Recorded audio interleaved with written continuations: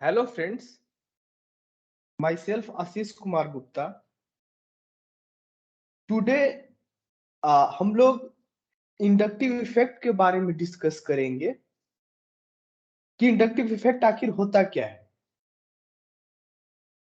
अगर कोई भी दो एटम जो एक दूसरे से कोवेलेंटली बॉन्डेड हो और दोनों एटम का जब इलेक्ट्रोनेगेटिविटी में काफी डिफरेंस हो, तो उस केस में क्या होता है कि जो हायर इलेक्ट्रोनेगेटिव एटम होता है वो अपने साइड सिग्मा इलेक्ट्रॉन को अट्रैक्ट कर लेता है, तो जिससे हम कह सकते हैं कि sigma electron higher electronegativity atoms के टुवर्ड्स डिस्प्लेस हो गया है, जिससे क्या होता है कि पोलैरिटी क्रिएट हो जाता है और उसी इफेक्ट को हम लोग इंडक्टिव इफेक्ट कहते हैं। हम लोग इसे और डिटेल में और डीप में हम लोग एग्जांपल की हेल्प से समझते हैं।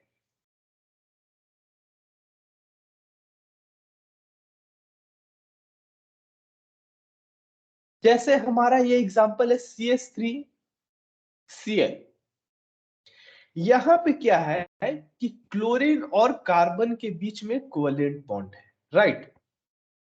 और यहाँ पे हमें यह भी पता है कि कार्बन के मुकाबले क्लोरीन जो है हायर इलेक्ट्रोनेगेटिव है, तो हायर इलेक्ट्रोनेगेटिविटी होने के कारण क्लोरीन पे क्या होगा, पार्शियल नेगेटिव चार्ज क्रिएट होगा और इस पे पार्शियल पॉजिटिव चार्ज क्रिएट होगा, जिससे क्या होगा कि ये जो हमारा सिग्मा इलेक्ट्रॉन्स है वो क्लोरीन के टुवर्ड्स डिस्प्लेस हो गया और क्लोरीन के टुवर्ड्स डिस्प्लेस होने के कारण पार्शियल नेगेटिव चार्ज क्लोरीन पे क्रिएट हो गया, पार्शियल पॉजिटिव चार्ज कार्बन पे क्रिएट हो गया। तो हम इससे कह सकते हैं कि कार्बन क्लोरीन के बीच में पोलैरिटी क्रिएट हो गया। इसी इसी पोलराइजेशन को हम लोग क्या कहेंगे, inductive effect. Inductive effect. So so inductive effect जो होता है वो बहुत टाइप्स के होता है, मेनी टाइप्स के होते हैं। जैसे क्या होता है, प्लस आई एंड माइनस आई। सो यहां पे क्वेश्चन उठता है कि प्लस आई इंडक्टिव इफेक्ट आखिर होता क्या है और माइनस आई इंडक्टिव इफेक्ट आखिर होता क्या है। तो प्लस आई इंडक्टिव इफेक्ट उस ग्रुप के द्वारा शो किया जाता है जो इलेक्ट्रॉन को डोनेट करता है, राइट। सो जो जो ग्रुप इलेक्ट्रॉन को डोनेट करेगा या जिसके अवे इलेक्ट्रॉन सिग्मा इलेक्ट्रॉन्स का डिस्प्लेसमेंट होगा, उसे हम लोग क्या कहेंगे, प्लस आई ग्रुप, और उस ग्रुप के द्वारा प्लस आई इंडक्टिव इफेक्ट शो किया जाता है। तो हम कह सकते हैं कि plus I is directly proportional two electron donating group. This is actually short form of electron donating group, that is EDG, right? सो यहाँ पे हमें ये पता चला कि इंडक्टिव इफेक्ट प्लस आई इंडक्टिव इफेक्ट एक इलेक्ट्रॉन डोनेटिंग ग्रुप होता है। तो हम अगर एबव जो हमने एक एग्जांपल जो अभी अभी डिस्कस किया है उस पे अगर हम लोग देखें और हम लोग पता करें कि इसमें प्लस आई इंडक्टिव इफेक्ट आखिर है कौन, CH3 है या Cl है।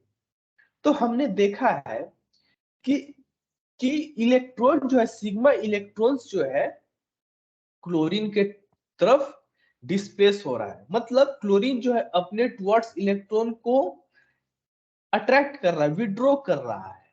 और ये जो CH3 है ये क्या कर रहा है, इलेक्ट्रॉन को क्लोरीन को डोनेट कर रहा है। तो हम कह सकते हैं इसमें क्लोरीन CH3 जो है ये प्लस आई इंडक्टिव इफेक्ट शो कर रहा है। अब हमारा क्वेश्चन होता है कि माइनस आई इंडक्टिव इफेक्ट आखिर होता क्या है। तो माइनस आई इंडक्टिव इफेक्ट उस ग्रुप के द्वारा शो किया जाता है जो इलेक्ट्रॉन को विड्रॉ करता है। तो इसमें क्वेश्चन अराइज होता है कि इसमें कौन सा ग्रुप इलेक्ट्रॉन को विड्रॉ कर रहा है। इलेक्ट्रॉन को विड्रॉ कर रहा है मतलब इलेक्ट्रॉन को अपने साइड अट्रैक्ट करता है। तो हम कह सकते हैं कि minus I inductive effect is directly proportional two electron withdrawing group, right. ठीक है। अब यहाँ पे हमें हमसे पूछा जाए कि जो हमने एग्जांपल डिस्कस किया है इसमें माइनस आई इंडक्टिव इफेक्ट कौन से ग्रुप के द्वारा शो किया जा रहा है। तो यहाँ पे हम देख सकते हैं कि क्लोरीन जो है अपने तरफ इलेक्ट्रॉन को विड्रॉ कर रहा है, इलेक्ट्रॉन विड्रॉ कर रहा है। तो हम कह सकते हैं कि यहाँ पे जो क्लोरीन एटम है ये क्या शो कर रहा है, minus I inductive effect, right. तो हमें क्या पता चल गया कि माइनस आई इंडक्टिव इफेक्ट क्या होता है, प्लस आई इंडक्टिव इफेक्ट क्या होता है। अब हम लोग ज्यादा डिटेल्स में पढ़ते हैं इसे एक और एग्जांपल के हेल्प से।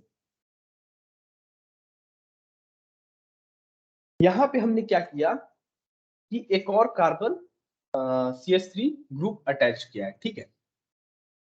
तो हमें ऑलरेडी पता है कि कार्बन हायर इलेक्ट्रोनेगेटिव है, तो ये अपनी तरफ क्या करेगा, इलेक्ट्रॉन को अट्रैक्ट करेगा, जिससे क्या होगा कि पार्शियल नेगेटिव चार्ज क्रिएट हो जाएगा।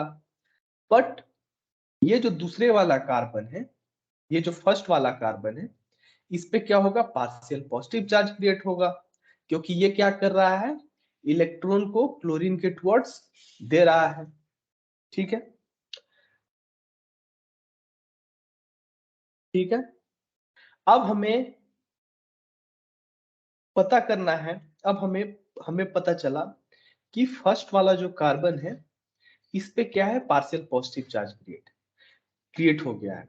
तो जिस पार्शियल पॉजिटिव चार्ज क्रिएट होने से क्या हुआ, ये जो दूसरा वाला CH3 ग्रुप है, सेकेंड वाला, इससे क्या है, ये ज्यादा इलेक्ट्रोनेगेटिव।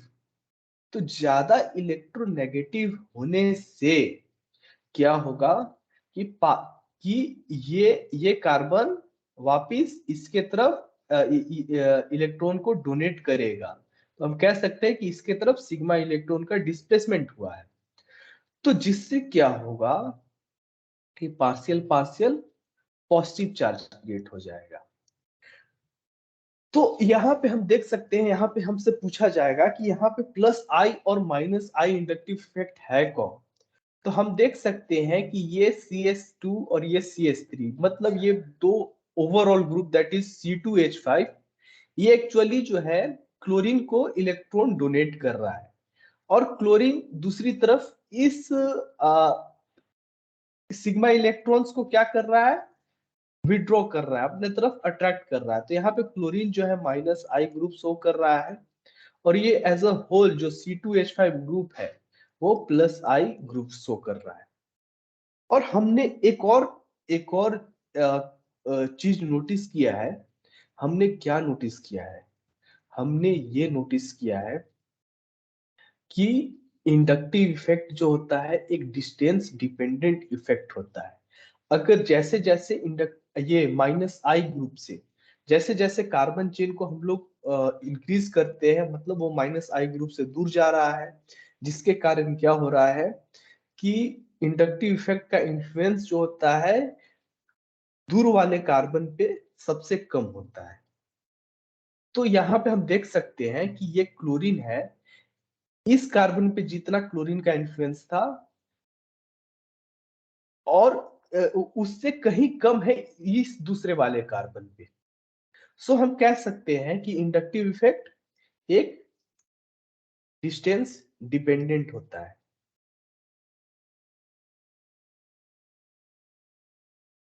ठीक है, इंडक्टिव इफेक्ट एक परमानेंट इफेक्ट होता है, बिल्कुल सही। क्योंकि ये जब भी दो डिफरेंट डिफरेंट इलेक्ट्रोनेगेटिविटी के ग्रुप अगर कोवेलेंटली बॉन्डेड है तो उस केस में डेफिनेटली वो ये इफेक्ट वर्क करेगा। ठीक है, तो ये एक परमानेंट इफेक्ट होता है।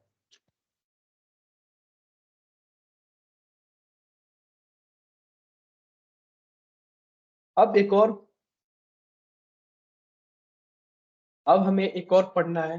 अब हमें और आगे हम लोग इंडक्टिव इफेक्ट के बारे में डिस्कस करेंगे, दैट इज एप्लीकेशन।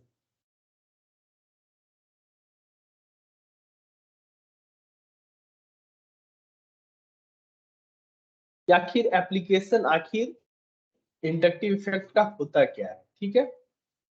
तो जैसे हमें पता है कि इंटरमीडिएट्स कार्बोकैटायन, कार्बोएनायंस और फ्री रेडिकल और भी बहुत सारे इंटरमीडिएट्स होते हैं, बट कार्बोकैटायन, कार्बोएनायन और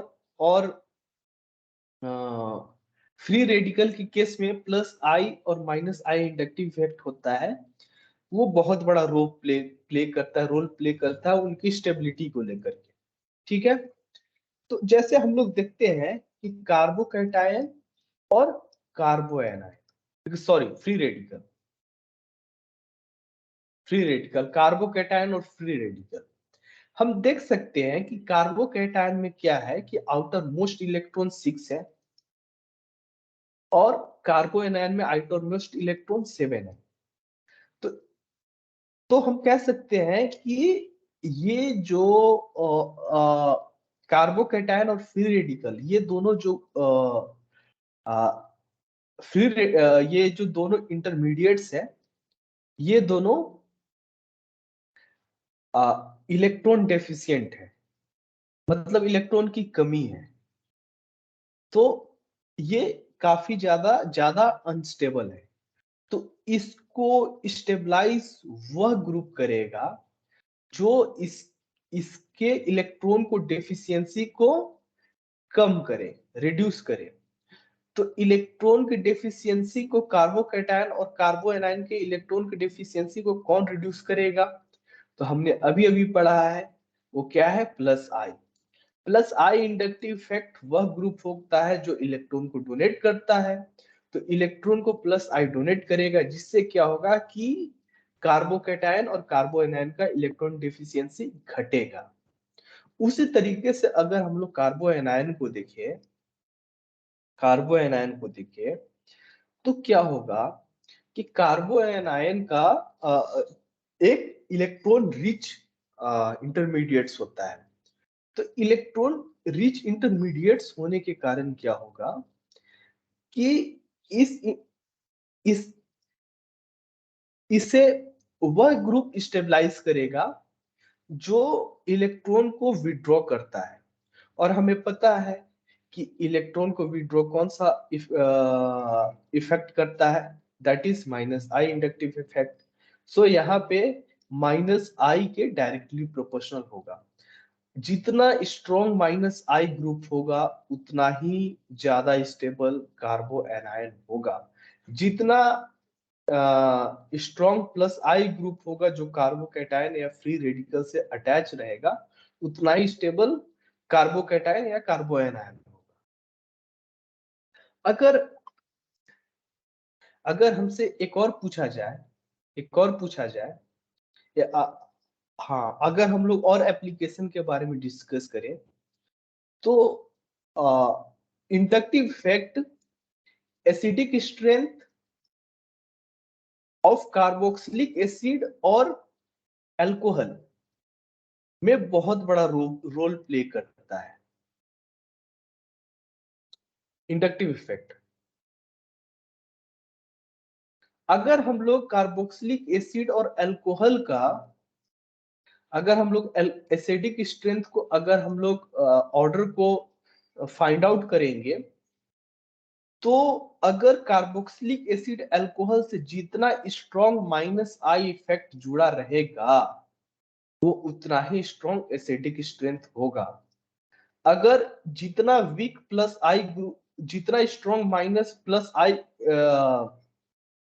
आई इंडक्टिव इफेक्ट जुड़ा रहेगा उतना ही वीक एसिडिक स्ट्रेंथ रहेगा। तो हम कह सकते हैं acidic strength of carboxylic acid is directly proportional to plus I minus I and inversely proportional to plus I, ठीक है। और हम लोग और फाइंड करेंगे बेसिक स्ट्रेंथ ऑफ अमाइंस। और एप्लीकेशन क्या है इंडक्टिव इफेक्ट का? वो है बेसिक स्ट्रेंथ अमाइंस। अमाइंस को के बेसिक स्ट्रेंथ को ऑर्डर्स का भी फाइंड आउट करने में इंडक्टिव इफेक्ट बहुत बड़ा रोल प्ले करता है। और बेसिक स्ट्रेंथ जो होता है directly proportional to plus I का होता है। और हम लोग इंडक्टिव इफेक्ट का application nucleophilic addition reaction of carbonyl compounds में भी देखते हैं कि न्यूक्लियोफिलिक एडिशन रिएक्शन किसमें ज्यादा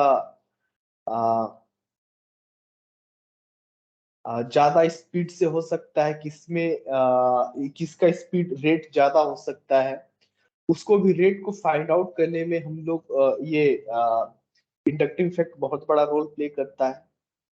तो ये सब सारे एप्लीकेशन हैं। और this is actually the short video of inductive effect which I am trying to discuss with you। और मैं होप करता हूं कि you will like that. So thank you for this.